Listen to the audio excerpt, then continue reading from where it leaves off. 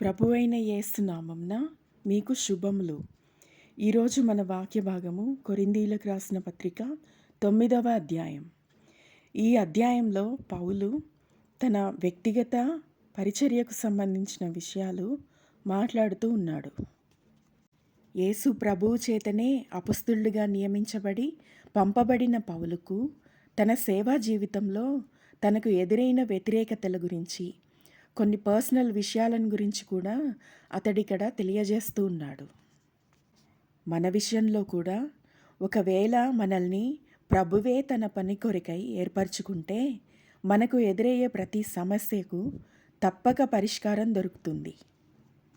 అటువంటి కృపను, జ్ఞానాన్ని దేవుడు మనకు దయచేస్తాడని ఈ అధ్యాయం చదివినప్పుడు పౌలు ద్వారా మనకు అర్థమవుతుంది. క్రీస్తు యేసు చేతనే పంపబడిన పౌలు అనేక సమస్యలను ఎదుర్కొన్నాడా? అవి ఏమిటి అంటే, మొదటిది, పౌలు అపొస్తలత్వాన్ని కొంతమంది ప్రశ్నించారు. రెండవది, పౌలు తన పరిచర్యను బట్టి విమర్శలను ఎదుర్కొన్నాడు. మూడవది, పరిచర్య క్రమంలో పౌలు ఆహార పానీయాలను తీసుకున్నా కూడా కొంతమంది అతన్ని ఓర్చలేకపోయారు. నాలుగవది, పరిచర్య ద్వారా కలిగే ఫలాన్ని లేదా ఎటువంటి లాభాన్ని ఆశించకుండా అతడు ఉన్నప్పటికీ కూడా అతన్ని తప్పుపట్టారు.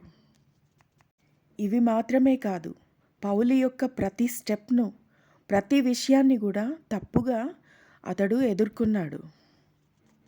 ఈ కొరింథీయులకు రాసిన మొదటి పత్రిక 9వ అధ్యాయం ద్వారా పౌలు ఈ విషయాలన్నిటికీ ఒక చక్కటి డిస్క్రిప్షన్ ఇస్తూ ఉన్నాడు. పరిశుద్ధాత్మ ద్వారా అతడిచ్చిన ఈ వివరణ ద్వారా ఈ రోజున సువార్తను ప్రకటించే దేవుని దాసులకు నిజమైన సువార్త విధానము ఈ అధ్యాయం ద్వారా మనకు తెలుస్తుంది.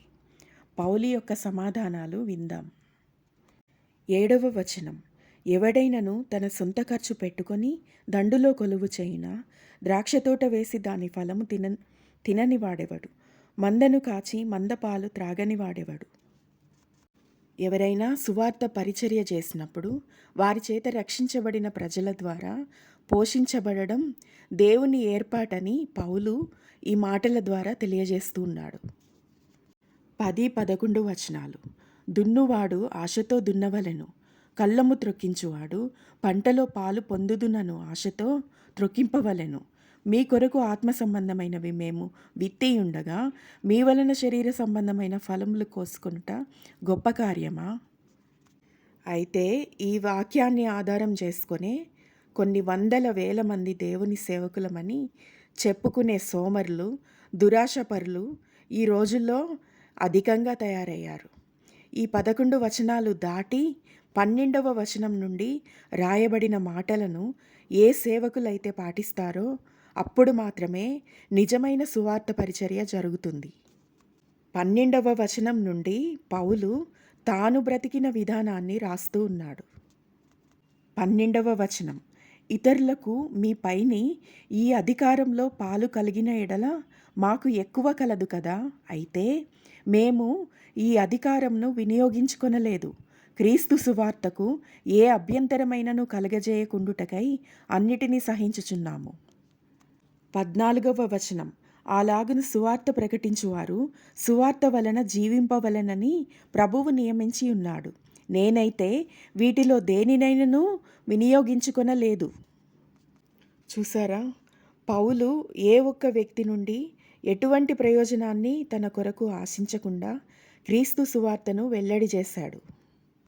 ఇక్కడ అపొస్తలుల కార్యములు 18వ అధ్యాయము 3వ వచనం చదువుకుందాం.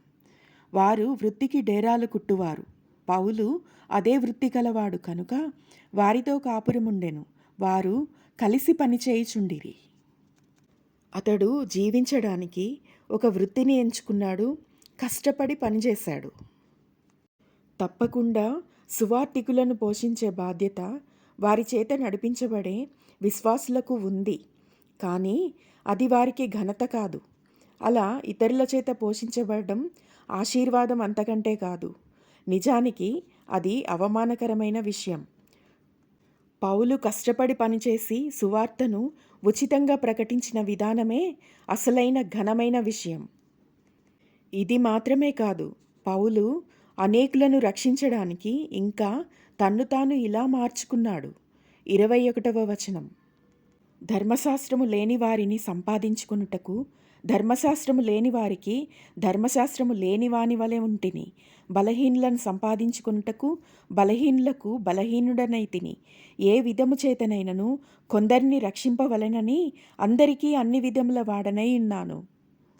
పౌలు మాటల ద్వారా నశించిపోయే మనుషుల పట్ల పౌలుకున్నటువంటి ప్రేమను, బాధ్యతను నేను గ్రహించగలుగుతూ ఉన్నాను. ప్రతి విశ్వాసి గురి వద్దకు పరిగెత్తే వ్యక్తితో పోల్చబడుతూ ఉన్నారు. తప్పకుండా పరిగెత్తాల్సిందే. ఆగిపోతే విశ్వాసే కాదు, వెనుకబడితే శాశ్వత బహుమానం లేదు. అయితే ముఖ్యమైన విషయం ఇక్కడ ఏంటి అంటే, దేవుడిచ్చిన నియమాలకు కట్టుబడి మనం ఈ యొక్క పందెం రంగమందు పరిగెత్తాలి. 25వ వచనం, పందెమందు పోరాడు ప్రతివాడు అన్ని విషయములందు మితముగా ఉండును. మితంగా ఉండడం, ఇదే అసలైన ఫార్ములా. Avoiding extremes. ప్రతి విషయంలో మితంగా ఉండడం, మన ఆలోచనలలో మితంగా ఉండడం, మన మాటల్లో మితంగా ఉండడం, బిహేవియర్లో, మన లైఫ్ స్టైల్లో మితంగా ఇతరులకు కనిపించడం. ఇలా మితంగా ఉండడం మనకు కాదు, సువార్త పనికి అవసరం. ఇలా కనుక మితంగా ఉండలేకపోతే నీ వలన సువార్త జరగకపోగా సువార్త పని నీ ద్వారా ఆటంకపరచబడుతుంది. దాని ఫలితం ఏమిటి అంటే భ్రష్టత్వం. 27వ వచనం, గాలిని కొట్టినట్టు నేను పోట్లాడుట లేదు, కానీ ఒకవేళ ఇతరులకు ప్రకటించిన తరువాత నేనే భ్రష్టుడనైపోదునేమో అని నా శరీరమును నలగగొట్టి దానిని లోపరుచుకొనుచున్నాను. ఇటువంటి కృప పరిశుద్ధాత్మ దేవుడు మనకందరికీ దయచేయునుగాక. ఆమెన్.